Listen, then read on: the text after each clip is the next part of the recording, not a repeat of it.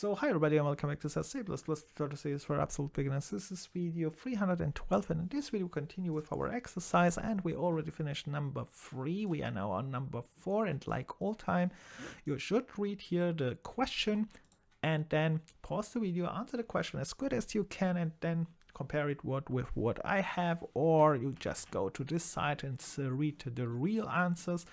And then like all time, I will not pause the video, you will just continue, but I will say when I go to the answer. So first of all, let's start here with the question. It says here, we have here a code snippet and you should explain this code. And what I mean with explain this code is try to find a technical word what they use in C++ when they describe this kind of code.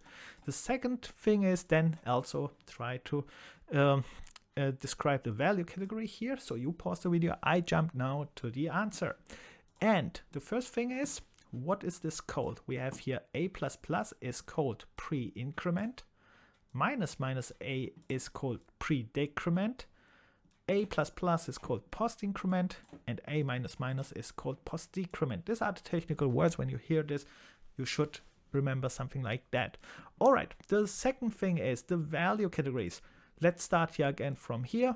Plus and minus a are L values. So this both are L values, a++, a minus. So post increment and post decrement are R values. So, and now this can be a little bit confusing. Why is this different? Why they look really similar? They do almost the same thing. Actually, they do the same thing, just a little bit or have a different order. And then the value category changes. The question is, why is this happening? And let me try to explain this. So let's say a, we start here with a again. And let's say I assign a the value 1. So here I have a1. And now I use this increment operator here. And then I assign the incremented value from a to b.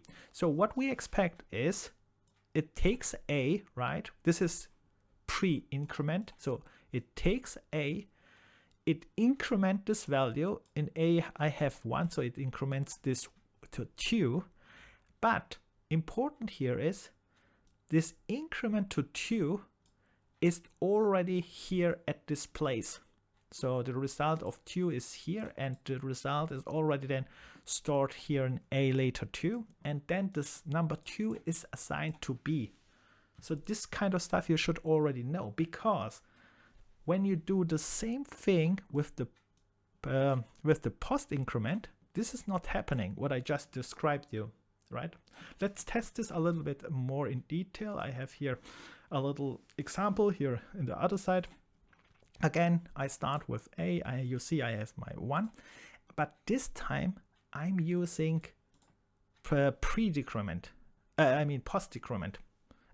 Increment. I will throw all the words around too. So I have here post increment. What is the difference here? What we said before, post increment is an R value. And why? Why is this now an R value? And I said an R value corresponds most time to a temporary value. Let's see if this happens here.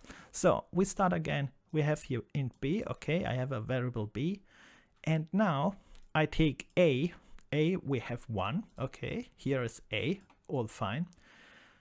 And then, careful, this plus here is not applied. What I mean is not applied.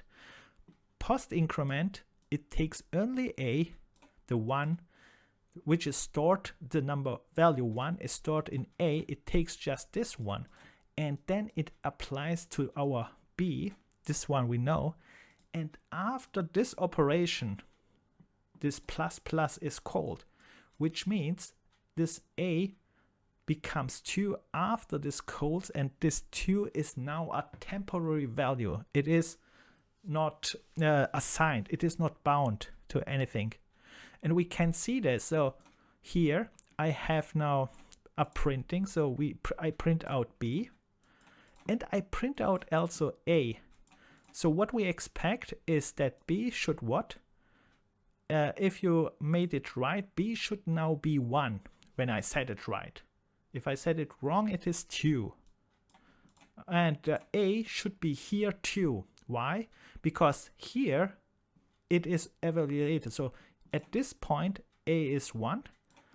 After this statement operation, it becomes 2. Here it's 2, but here it's not 2. And B should be 1. So let's run this. Let's ignore all the other code here.